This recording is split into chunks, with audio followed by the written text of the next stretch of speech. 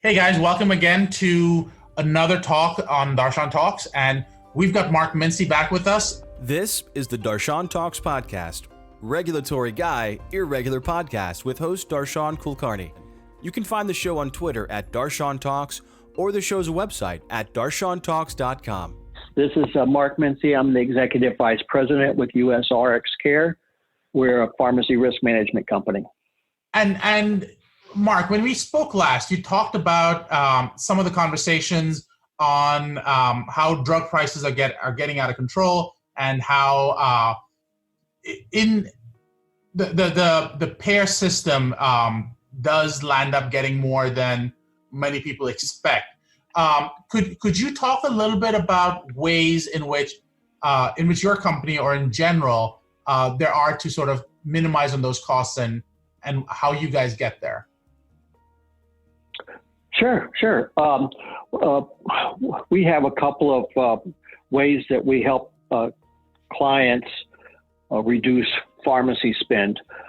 One is a RDUR, a retrospective drug utilization review program that identifies opportunities and automatically sends the prescribers the lower cost options or therapy enhancement options, and the prescriber would then sign off on that, fax it back. We would have a live script, contact the member for approval, and then send that script to the pharmacy. The second program that we offer is actually carving the specialty prior auth out from the PBM, which also owns the specialty pharmacy, which can cause conflicts of interest due to profits available in their specialty pharmacy. And we carve that out similar to what health plans do. They have their own clinical pharmacy department that does performs the prior authorizations. And so we provide that service for employer groups that want to kind of get the fox out of the hen house and have a independent administrator conduct the clinical prior authorizations for specialty pharmacy products. So is it fair to say that both of these are almost on a continuum, where the RxDUR is sort of a first step to your second service program? Is that correct? Somewhat. The RDUR is more for for non-specialty products. So these are products that the member gets at the pharmacy point of sale. They're typically on the formulary. About 10% of the time, members do purchase products that are not preferred on their formulary because the prescriber is not aware of their formulary requirements. So they are paying a premium. So 10% of the time, it's actually just from a non-preferred product to a preferred. But also what happens is, especially with the ACA and a lot of high deductible programs out there, we can help the member save about 30% by finding lower cost alternatives and getting an approval from their physician or prescriber, and then bringing that up to the member and allowing them to make the choice to try the lower cost alternative. This is not a program that PBMs offer because they're really not paid to do it, and it is an additional cost. And so that while 90% of the time the members are compliant with the formulary, there are options within the formulary that can save the member and the plan substantial dollars, and that's typically only on about 8% of the prescriptions dispensed is what you see where there's opportunities for lower cost options. So on the specialty side, it's only about 2% of the products, and it's you really need to address the therapy at the point of sale or at the beginning of therapy for two reasons. Number one, because of the enormous expense that could be in play here, because some of these products are, of course, $60,000, $70,000, $100,000, and even greater, up to $1 million annual therapies. And then number two, once you get a member for on one of these therapies and controlled, it's kind of hard to move them, because a lot of times these are high-profile indications or illnesses that they're addressing with these specialty products. So could you talk a little bit about who your audience would be? Who is your typical client, and talk a little bit about how you reach out to them, and sort of, because you're in biz dev, so how do they typically find you? Okay, so for the majority of our members or our customers, it's the retrospective drug utilization review program, our product, and which we typically reach out to health plans and employer groups, but both can enjoy additional savings as well. With health plans, the product also is very cost-effective, as well as a performance-effective process for improving star ratings for Medicare Part D, which goes back into their compensation from CMS, which is very important there. So it not only saves them initial dollars, but can improve their star ratings from, up to a point, a full star, and which is realize a lot of improvement in compensation from CMS, as well as if they fall below a 3-star, they can lose certification or contracting with CMS to be a Part D provider. So you referenced that star rating to me in a previous conversation as well. Could you talk a little bit about what constitutes, I know you won't know this cold, but sort of what makes something a 3-star versus a 4-star, if you will? Well, CMS establishes the criteria based on overall utilization and results of grading everyone, all the health plans out there, and sets those standards. So there's, and these are, performance or quality standards that they've set. So typically you have some easy ones that make sense. And again, CMS sets these because it actually lowers overall cost. It's proven to lower overall medical cost if a patient is adherent or compliant with their diabetic medications and hypertensive medications, as well as if they are hypertensive or a diabetic. It's shown to decrease the cost if they're also on a cholesterol lowering product.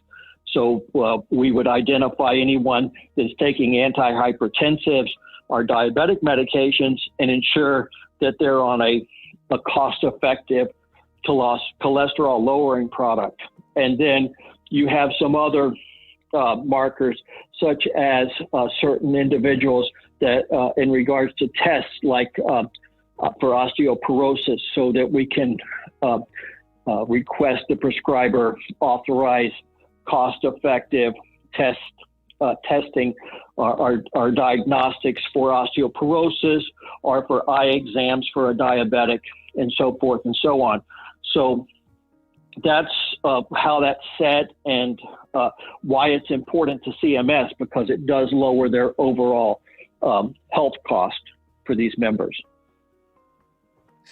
Interesting. So, so you're going to members. You're sort of doing members or to health plans, and basically doing a retrospective review. They're finding you're finding things, and then finding problems, and then helping them lower these costs. My question then is, what are the most typical problems you find? Well, for the star ratings, compliance and adherence can be difficult, because the member is not always educated to why they need to take that medication on an ongoing basis, especially for hypertension and even diabetes, unless they start to feel the effects of that of a flare-up, right? And so because of that, it actually progresses. The disease progresses, and now you end up in an emergency room instead of avoiding that emergency room by taking the medication. So we have a specialized call center that contacts the members and discusses the necessity and the reasoning for them to stay compliant on that, as well as just finding out why they may not, it may not appear they're compliant. So some members actually do get the medication, but they get it from their spouse, and they take their spouse's medication. And then, so it's documenting, and having a conversation with these members on why it appears from the reporting that they're not compliant, as well as what we'll do is contact the prescriber and ask the prescriber to change it to a 90-day maintenance supply. So now the member only has to think about filling the prescription 4 times a year versus 12 times a year. So this way it helps in compliance as well. So it seems like compliance is a huge issue, and this is obviously an issue across industries for the most part. And you spoke about using your call center to help that. Is it staffed by a pharmacist, or is it anyone? And what kind of conversations are they typically having? No, it's a specialized call center. So we have techs as well as pharmacists and physicians, all the above, because we may be speaking with physicians or prescribers, so we can do peer-to-peer. However, the majority of time we do have techs that are speaking to the patient initially, at least, and then, like I said, the process is primarily an education process to the member, so that they understand the necessity to be compliant with their medication. Cool. And could you spoke about the product you guys have for specialty pharmacies as well. That's a separate one. Could you talk a little bit more about that again? Yes. So that one is a little bit more or higher ROI because of the cost of specialty products and the options of non-specialty as well as specialty products within the therapeutic class that are significantly lower cost than some of the other products. And so what we look at is more from a health plan perspective, in which you're responsible for medical cost and overall cost, to take people through step therapies and established therapy protocols. So that's being said, typically most health plans are looking between 30 and 40% of the time to maybe ask the prescriber to reconsider and not just start out with the most expensive product or alternative and try other lower cost alternatives initially, versus where is a PBM who's incented by revenues and profits from the products on their formulary that would just accept the prescription and fill it, process it, without any consideration of movement to lower cost.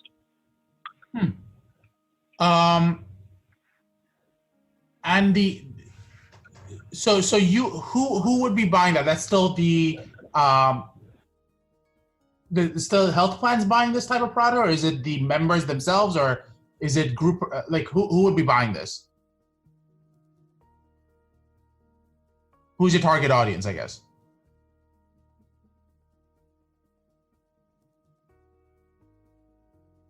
Mark, are you there? I say health plans have this in-house, so Okay. they have a clinical department that performs these themselves already. They carve it out from the PBM. What this is an option for employer groups that don't have a clinical department. Got it. Any last words? I know I've kept you here longer than you were planning.